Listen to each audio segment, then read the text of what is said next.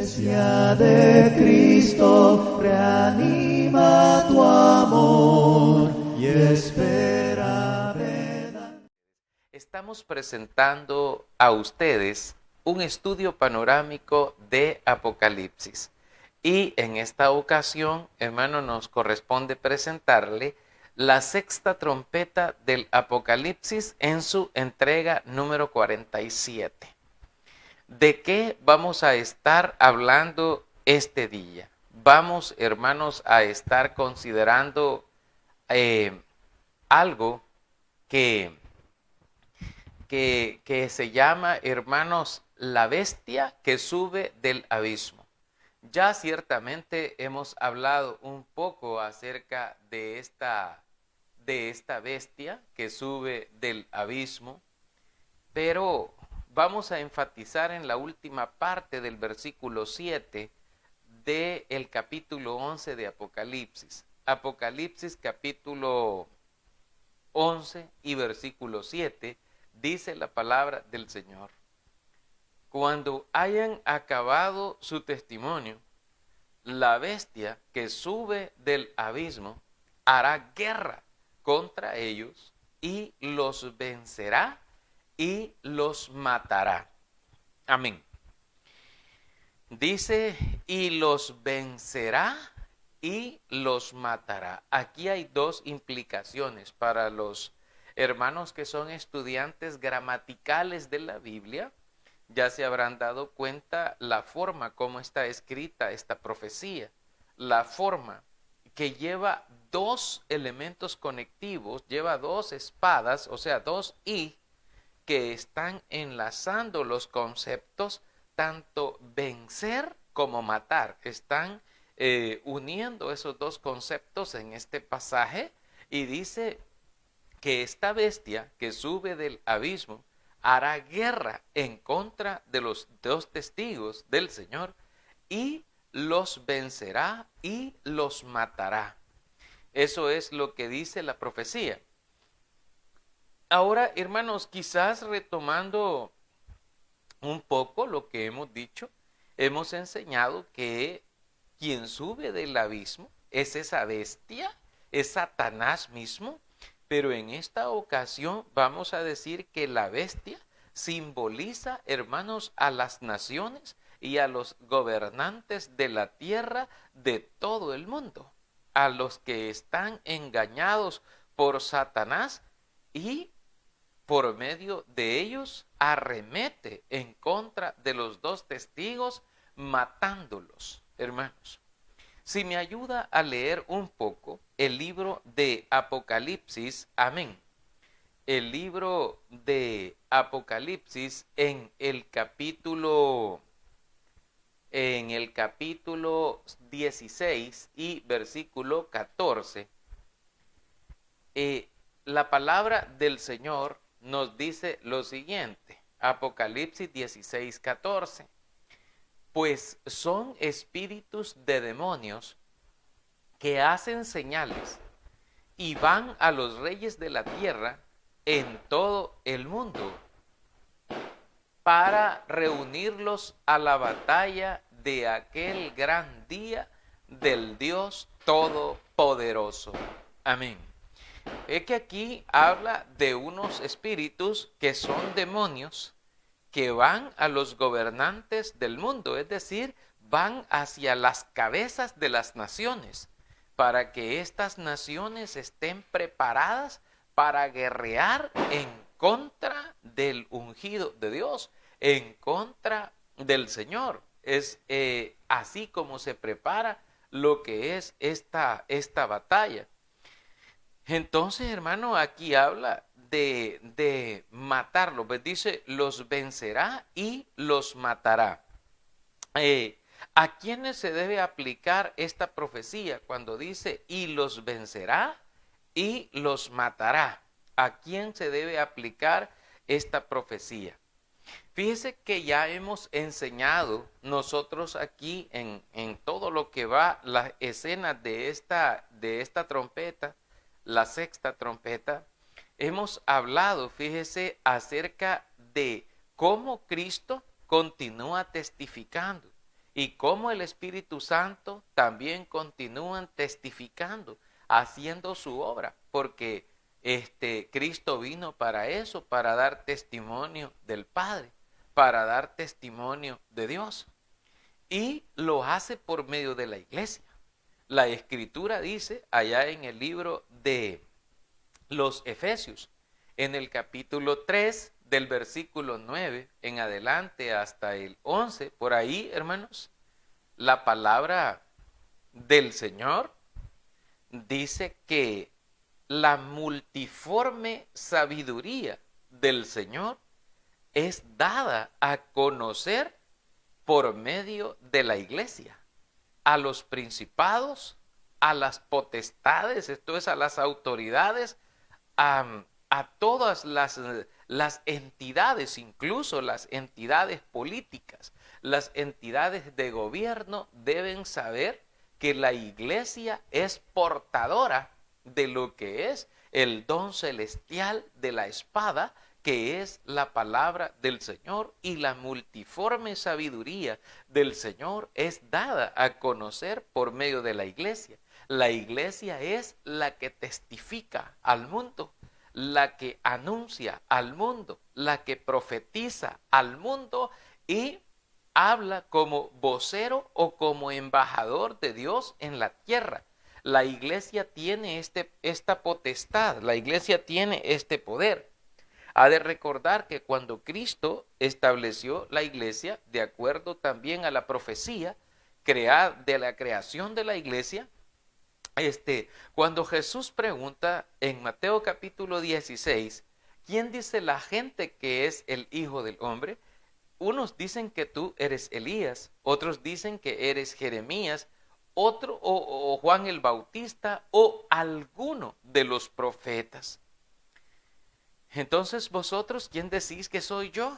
Y adelantándose, Simón Pedro le dijo, Señor, tú eres el Cristo, el Hijo del Dios viviente. Jesús dice, bienaventurado eres, Simón, hijo de Jonás, porque esto no te lo reveló carne ni sangre, sino mi Padre que está en los cielos. Y yo te digo que tú eres Pedro, y sobre esta roca edificaré mi iglesia. Amén. Sobre esta roca, le dijo el Señor a Pedro, edificaré mi iglesia, y las puertas del Hades no prevalecerán contra ella. Esto nos habla acerca del poder de la iglesia para ir y anunciar el mensaje. Claro que el mensaje de la iglesia es confrontativo. Ya vamos a hablar un poquito más profundo de eso para ampliar un poquito el panorama que necesitamos nosotros observar. ¿Por qué decimos esto, hermanos? Porque obran en la tierra mediante la iglesia, hermano, el Espíritu de Dios y también Jesucristo. Jesucristo va acompañando la obra de la iglesia. Usted como cristiano, si usted ya es cristiano que me está escuchando y usted ya es creyente en Cristo, usted debe saber que Cristo va acompañando la obra, que Cristo va como precursor, que Cristo es el que va delante de nosotros, como un poderoso gigante abriendo caminos para que nosotros podamos pasar, para que su iglesia marche gloriosa, como debe ir, como debe estar. De hecho, es una de las promesas en profecía que hizo el Señor Jesucristo antes de marcharse al cielo. Recordará lo que el Señor dijo en la ascensión antes de marcharse al cielo por Mateo capítulo 28. La Escritura nos dice allí a nosotros, toda potestad, dijo Cristo, me es dada en el cielo y en la tierra. Por tanto, id y haced discípulos a todas las naciones, bautizándolos en el nombre del Padre y del Hijo y del Espíritu Santo, enseñándoles que guarden todas las cosas que les he mandado, y he aquí, yo estoy con vosotros todos los días, hasta el fin del mundo. Jesucristo mis amados, Jesucristo acompaña a su iglesia. Jesucristo va con la iglesia juntamente. Allí va testificando. De hecho, incluso cuando hay conflictos o problemas entre hermanos y cuestiones así, hermanos, la Escritura dice, por allá por Mateo capítulo 18, creo que está un texto donde el Señor dice, donde haya 2 o 3 congregados en mi nombre, allí estoy yo en el medio de ellos, dice el Señor. Entonces Cristo no nos ha abandonado, no ha dejado huérfana a la iglesia, la ha dejado, hermano, con esa compañía preciosa del Espíritu Santo, porque es el que nos guía hacia toda la verdad y hacia toda la justicia, y Él mismo va con nosotros como poderoso gigante, avanzando, hermanos, ¿verdad? Va hacia adelante siempre. Entonces, nosotros debemos saber eso y tener esa plena confianza en Cristo de que vamos a estar bien, de que va a estar bien todo, porque Cristo va con nosotros siempre y va acompañando su iglesia. Pero aquí debemos hacer un alto. ¿Por qué debemos hacer un alto? Porque vamos a introducir un término aquí, hermano, y es hablar de la iglesia auténtica, de la iglesia pura, de la iglesia verdadera. Dice Cristo que cuando Él vuelva, bueno, primero dice en el capítulo 18 de Lucas, Él dice, y cuando el Hijo del Hombre vuelva, dice, ¿hallará fe en la tierra? Dice todavía. Amén. ¿Hallará fe en la tierra el Señor cuando vuelva? Entonces, vamos a hablar de eso porque una de las características que debe tener la iglesia, o algunas características que debe tener la iglesia verdadera del Señor, es que dice que Él va a venir por una iglesia gloriosa, que no tenga mancha, ni arruga, ni cosa semejante. Dice, es decir, que la iglesia se tiene que encontrar pura o en un estado de pureza, es decir, preparada para esperar al Señor. Toda cosa que afecte la relación con Dios deberá ser quitada, deberá ser limpiada, deberá lavarse los pies con agua pura, con el Evangelio, deberá limpiarse verdaderamente para esperar a su Señor, porque Él viene por una iglesia que esté en esa condición, una iglesia gloriosa, una iglesia pura, una iglesia limpia, una iglesia gloriosa. Amén. Y eso son algunas características que la Escritura nos declara a nosotros para que nos mantengamos siempre en estado de pureza. Pues incluso a Timoteo le dice, tú sé ejemplo de los creyentes. Claro, buen ejemplo, ¿verdad? Sé ejemplo de los creyentes en palabra, en obra, en amor, en fe, en conducta, en pureza. Le dice a Timoteo, tiene que ser un ejemplo en todas estas cosas porque él viene por una iglesia. Entonces hay que estar hablando de que cuando se cumpla el tiempo, cuando llegue la trompeta final, así como dice aquella alabanza, cuando la trompeta suene en aquel día final. Amén.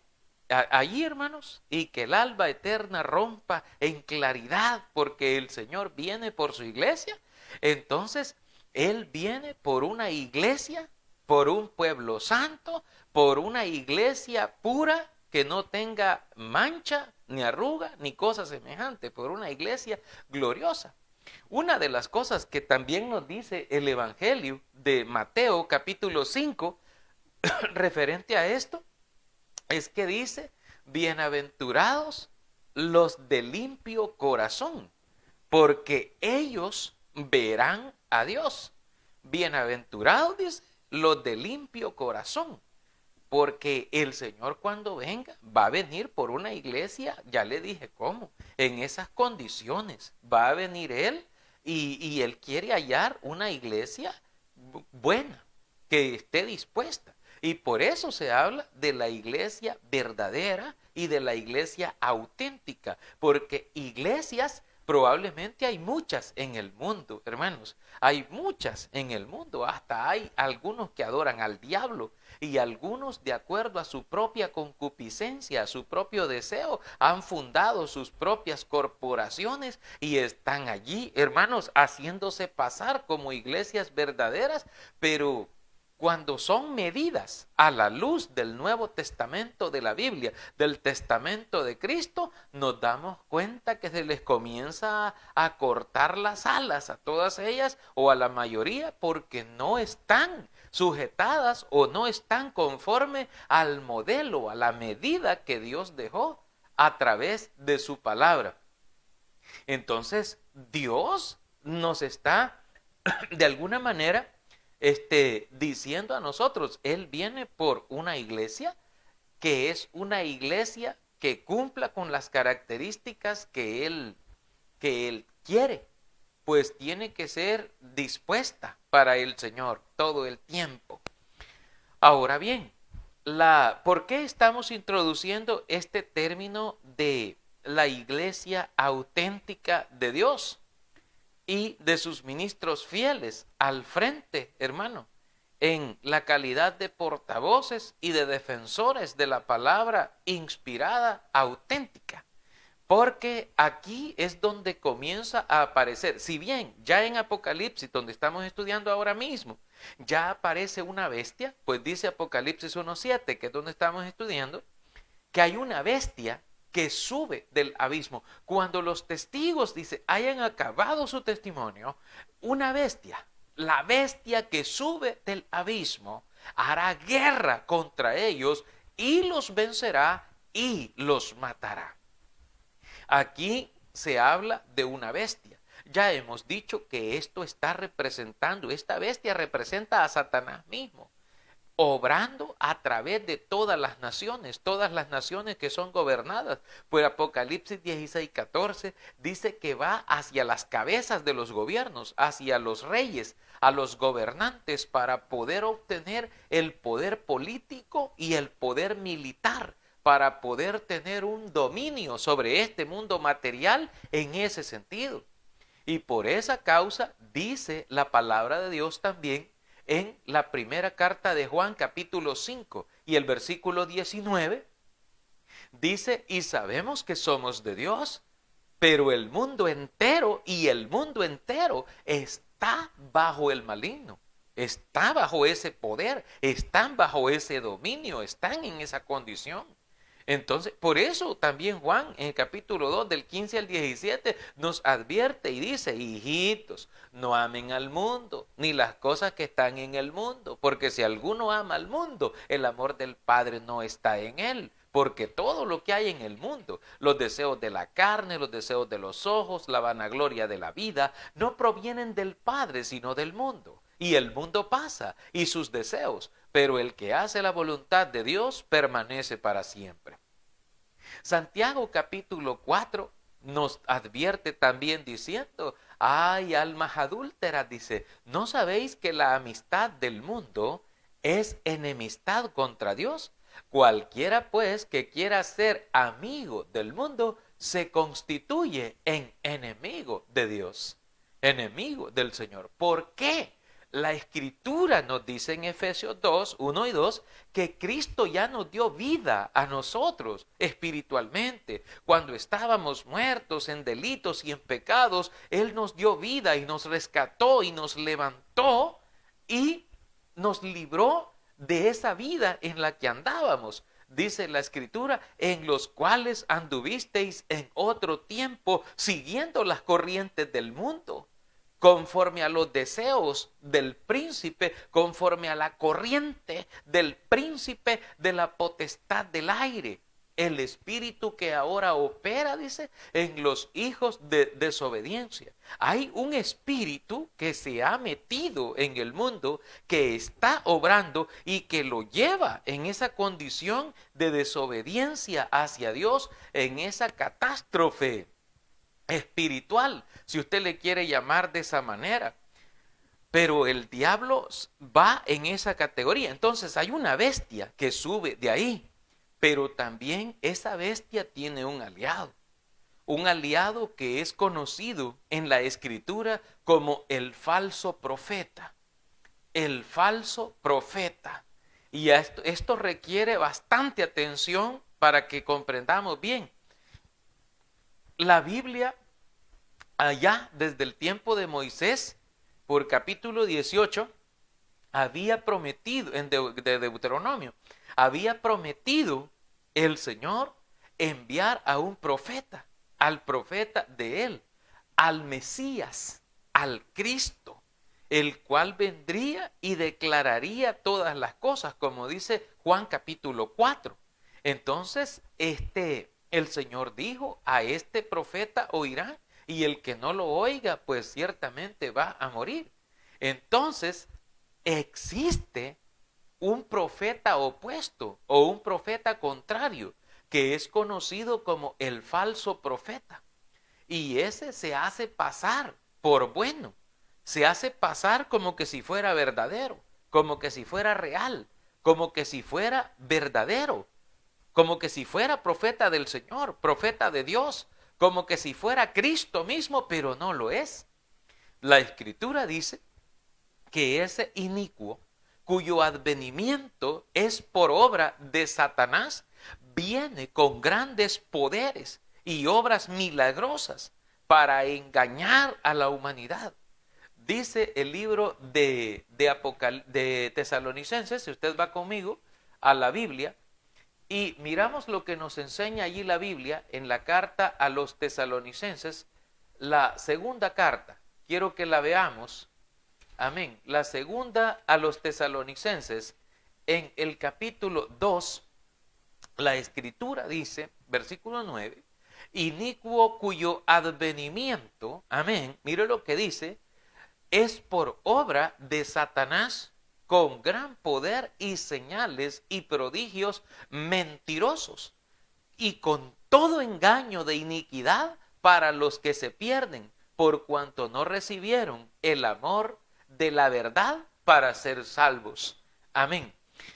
Fíjese que esto viene porque este inicuo viene con poder, viene con señales. Es más, puede hacer obras de sanidades, puede hacer campañas evangelísticas, pueden conglomerar y llenar estadios si es posible, y todas las cosas, hermano. Entonces, y la Escritura dice que habla en nombre de Dios, que se sienta en el trono de Dios o en el templo de Dios y se hace pasar por Dios.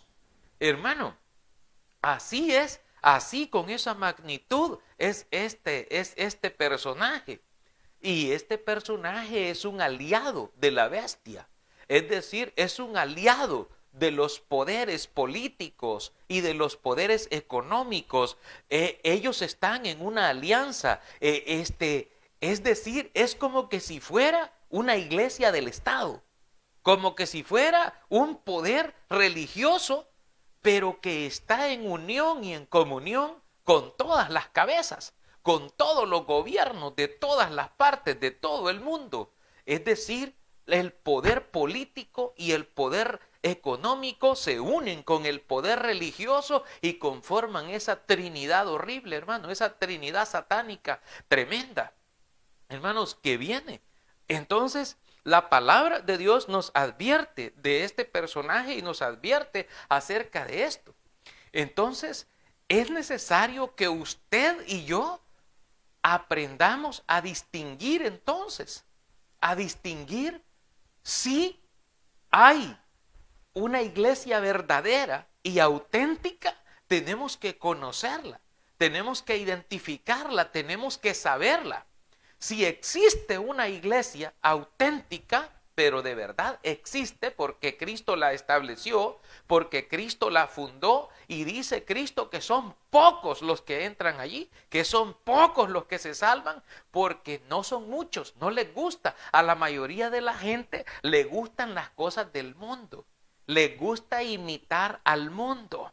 Le gusta así, hermanos, como el mundo hace sus cosas, así mismo las quieren hacer, y son iglesias que parecen mundanas, pero corresponden estas en el poder político, económico y religioso, porque ellos no entran en conflicto con el mundo, ellos no entran en guerra con el mundo o con las naciones y que van a entrar en confrontación. No, ellos están en un común acuerdo, hay una como una convivencia armoniosa. Cuando esto esté pasando, usted debe saber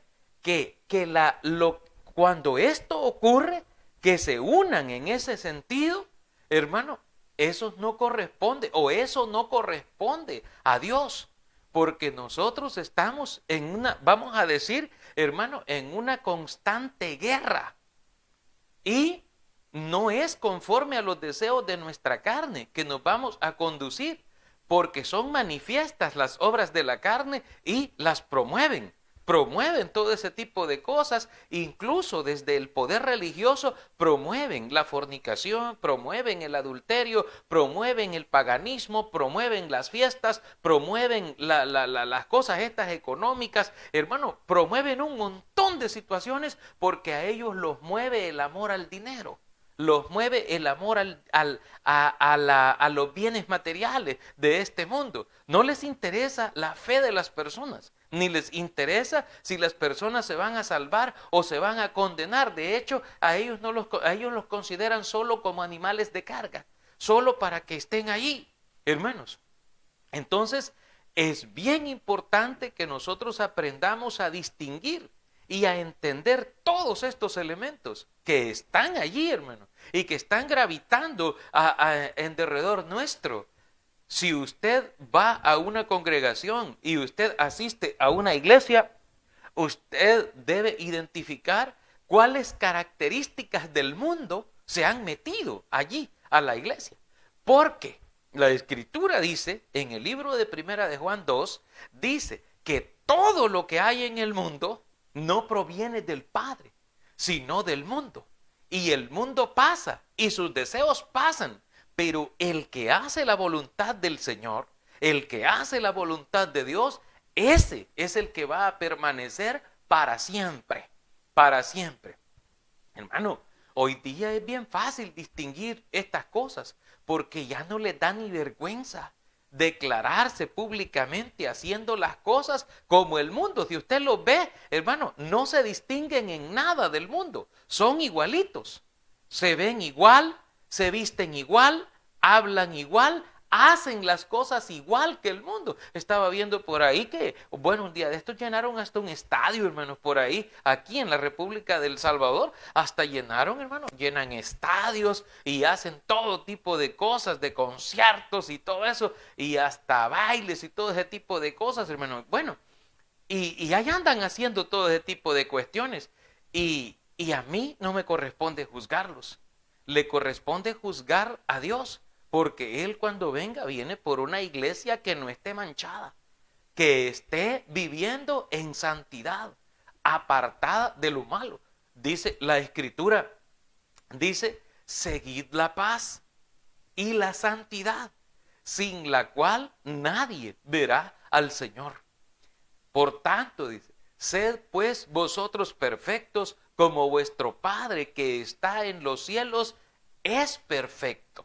Yo sé que estos temas de repente hay gente que dice, hermano, es que esos temas que usted está predicando se sienten muy golpeaditos, hermano, hay que suavizarlos, ¿verdad? Hay que matizarlos un poquito. No, hermanos, no podemos hacer eso. La Escritura dice, ¿de dónde vienen las guerras? Dice Santiago capítulo 4, versículo 1. ¿De dónde vienen las guerras y los pleitos entre vosotros? ¿No es acaso de vuestras concupiscencias, de vuestras pasiones que combaten en vuestros miembros? Dice allí, y están, o sea, allí constantemente y declara: almas adúlteras son ustedes. Dice, ¿no saben? ¿No han entendido que cualquier alianza, cualquier amistad con el mundo constituye o se constituye un enemigo de Dios? Es decir, la iglesia no puede parecerse al mundo. El día que la iglesia se parezca al mundo, entonces esa iglesia ya no es de Cristo. Esa iglesia ya no es de Dios. Le pertenece a otro. Que en lugar de predicar comiencen a presentar allí espectáculos, teatros, conciertos, obras de teatro, hacer cosas que no son y que no corresponden al modelo de la iglesia, porque nos tenemos que guiar por el modelo o por la vara de medida que es el Nuevo Testamento de la Biblia. ¿Vio usted que los apóstoles hicieran ese tipo de cosas? ¿Vio usted que la iglesia primitiva hiciera tal cosa? Y nosotros buscamos en la Biblia a ver si encontramos los ejemplos, ¿verdad? Y yo digo, bueno, ¿y a dónde está aquí que Jesús hizo un concierto? ¿O a dónde está que Jesús hizo esto? ¿O que los discípulos hicieron otra cosa? Y comenzamos nosotros ahí a buscar y a ver, y no hay, hermano, no hay. Esos son cosas de los hombres y que introducen a la iglesia encubiertamente y le dicen a la iglesia que esas cosas están buenas, que está bien, que la iglesia ha evolucionado, que la iglesia hoy es distinta. Hoy no estamos viviendo allá en el pasado, la iglesia arcaica de hace miles de años. No, que hoy estamos mejor porque hemos evolucionado. Mi hermano, mi amado hermano y hermana, verdadero y verdadera en Cristo, dice la Biblia, no yo, no Herbert, la Biblia dice que Jesucristo es el mismo, ayer, hoy y por los siglos. Y lo que Dios consideró pecado en el pasado, es pecado hoy y seguirá siendo pecado mañana. Entonces que no me lo engañen, diciéndole, no, es que ahora los tiempos han cambiado, ahora Dios ya cambió. Bueno, me decía alguien, es que, mire, Pablo no le permitía predicar a las mujeres ni ejercer ministerio a las mujeres en las predicaciones, según Corintios 14 y Timoteo capítulo 2, porque Pablo era machista. Porque Pablo odiaba a las mujeres y por eso él nunca se casó, porque él odiaba a las mujeres. Imagínense qué argumentos más basura han llegado, hermanos. Argumentos bien bajeros, ¿verdad? A decir y acusar al apóstol Pablo de que no estaba inspirado por el Espíritu Santo, sino que lo que él estaba haciendo era por pura emoción y concupiscencia y mal deseo propio de él. Y quedó escrito para nosotros allá por el libro de Corintios 14, 37 y 38. La escritura dice, mas si alguno de ustedes se cree profeta o espiritual, reconozca que lo que les escribo son mandamientos del Señor. Mas el que ignora, ignore. O sea, hay gente que no va a hacer caso nunca. Hay gente que tal vez solo matándola va a hacer caso. Porque ya no hay remedio. Yo le explicaba a usted hace unos días, en una entrega anterior, le explicaba de que hay seres humanos para los que probablemente hay remedio todavía, pero hay otros que ya no tienen remedio. Ya no hay remedio para ellos.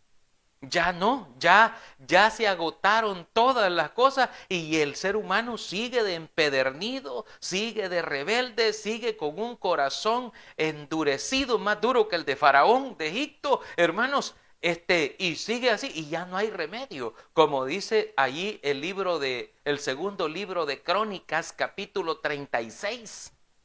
Amén.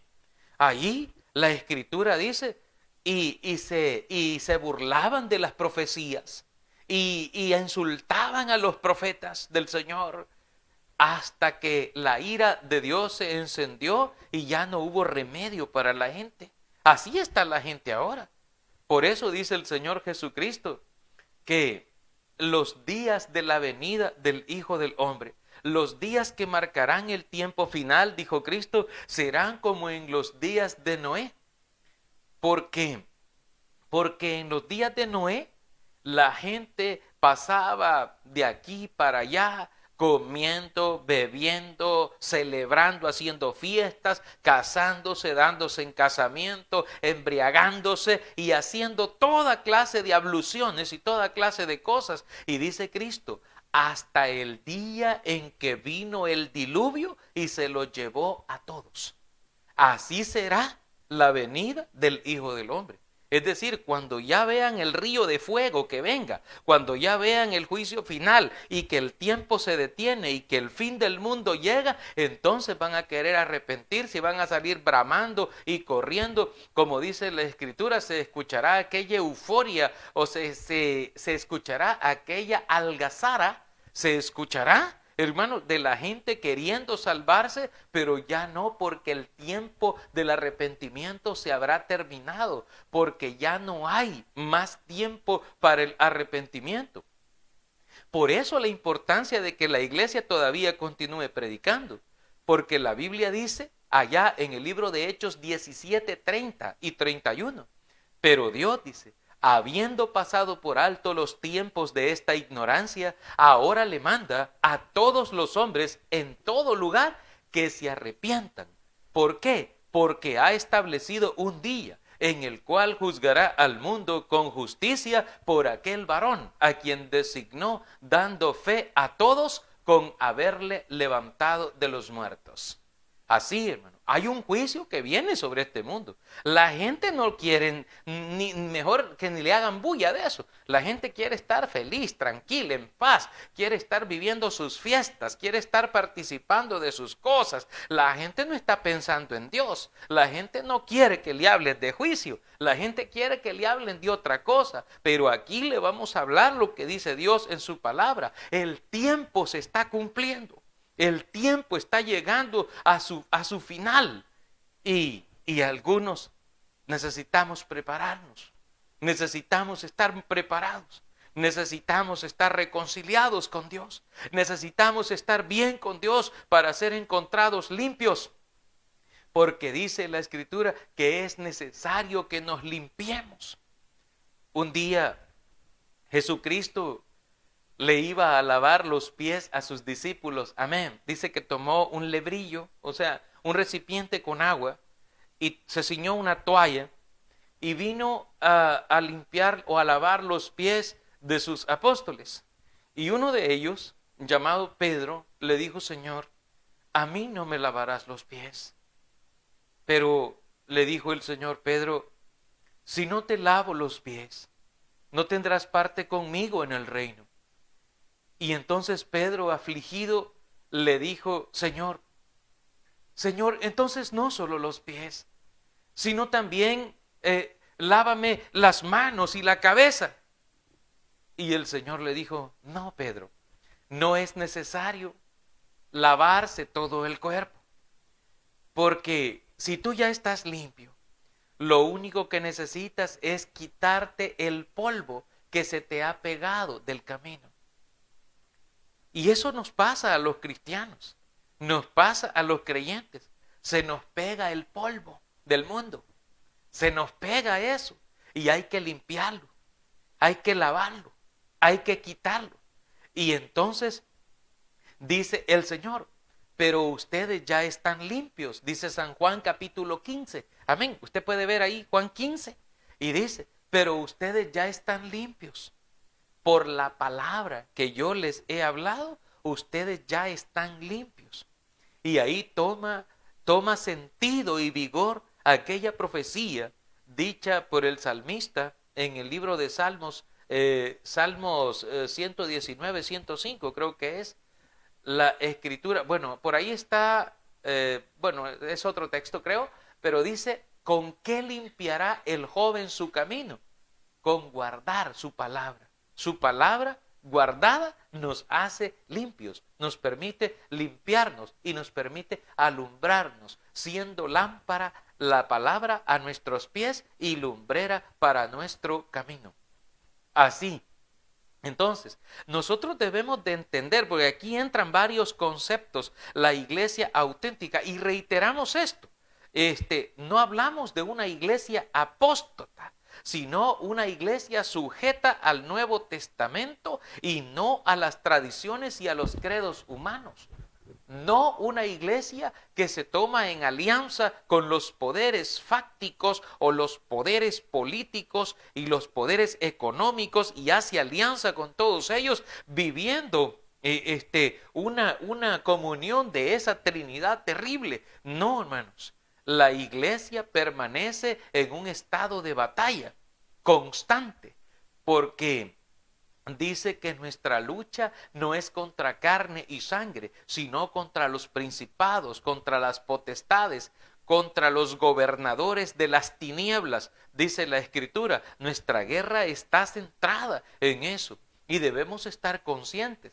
Pero si la iglesia comienza a contaminarse con cosas del mundo, entrando el mundo en ella y llevándola por esa, como dice Efesios 2:2, llevándola por esa corriente, la corriente del mundo, entonces nos daremos cuenta de que esa no es la iglesia verdadera. No corresponde a la iglesia de Cristo ir en la misma corriente del mundo. Más bien va en la oposición opuesta o en lo contrario. ¿Por qué? Porque uno es el camino del Espíritu y otro es el camino de la carne. Nos lo explica de una manera bien bonita Romanos, creo que está en el capítulo 8 de Romanos, si usted va allá conmigo, Romanos en el capítulo 8 nos enseña algo acerca de esto. Amén. Dice la palabra del Señor, amén, capítulo 8, versículo 4 en adelante. Dice, para que la justicia de la ley se cumpliese en nosotros, que no andamos conforme a la carne, sino conforme al Espíritu. Porque los que son de la carne piensan en las cosas de la carne, pero los que son del Espíritu en las cosas del Espíritu. Porque el ocuparse de la carne es muerte, pero el ocuparse del Espíritu es vida y paz. Por cuanto los designios de la carne son enemistad contra Dios, porque no se sujetan a la ley de Dios, ni tampoco pueden. Y los que viven según la carne no pueden agradar a Dios.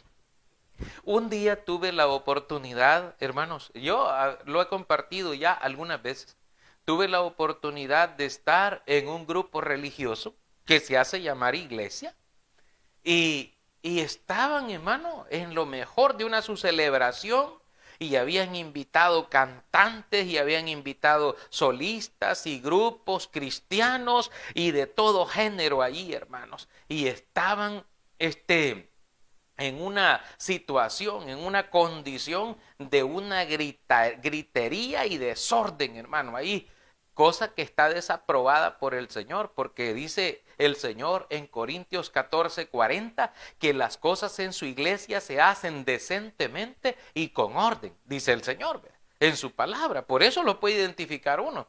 Pero ahí estaban, hermano. Lo siento en mis manos, lo siento en mis pies, lo siento en todo mi ser. Y hasta les agarraba ahí cosas. Hermano, viera qué tremendo. Y hermano, viven en un frenesí que les agarra. Y dicen, hermano, que de repente el espíritu que los toma o el espíritu que los agarra y todo eso.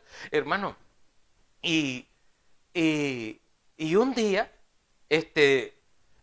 una de las personas se estaba durmiendo en una predicación que yo estaba por ahí, andaba trabajando, y yo la vi por ahí, y se estaba durmiendo, ¿verdad? Y le digo yo, ¿y usted por qué a la hora de que está el mensaje se está durmiendo? Ahí me dijo, no, me dijo, días de aburridos, di la Biblia en la casa, la leo, me dijo, a mí me gusta la iglesia viva. Me gusta la iglesia avivada. A mí no me gusta la iglesia aburrida, la iglesia muerta. A mí me gusta la iglesia donde se siente el espíritu, ahí donde yo puedo manifestarme. Y yo me acordé de estos textos que la Escritura dice que los que andan en la carne, ellos piensan en las cosas de la carne y piensan en agradarse a sí mismo, porque dice alguien, no, es que a mí no me gusta la iglesia aburrida, a mí me gusta la iglesia tal cosa, a mí me gusta esto. como que si la iglesia fuera para complacer el gusto de la gente. Pero si la iglesia existe, no es para complacerle el gusto a la gente. O sea, la iglesia está, pero no es para complacerle el gusto a usted, no es para hacerle sus fiestas privadas a usted. La iglesia es para agradar y para adorar a Dios. Y el que quiera agradar a Dios lo va a hacer. Y va a buscar a Dios y lo va a hacer como Él dice, como Él quiere. Por eso dice Juan 4:24, Dios es espíritu. Y los que le adoran en espíritu y en verdad es necesario que adoren. Pero hay gente que no quiere así, porque dice que no le gusta. No, a mí no, y a mí no, y no me sacan de ahí, y a mí no. Entonces ya está definido hacia dónde va, porque le gusta la emoción, le gusta la carne, le gusta eso es lo que le gusta. Y pues ahí está su camino, ¿no? Manifestado, porque son manifiestos, se manifiestan. Por sus frutos, dice Cristo, los conoceréis. Y no se recogen ni uvas de los espinos, ni higos de los abrojos. Así que, bueno, el Señor nos da todo esto. Son conceptos que se van incorporando. Todavía nos hace falta bastante en esta trompeta del Apocalipsis y investigar y ver todos estos elementos, porque se tienen que ampliar el panorama bastante, hermanos, al hablar de estas cosas. Damos gracias, ¿verdad?, a Dios y a cada uno de ustedes que siempre nos regalan, hermanos, esa Iglesia de Cristo, reanima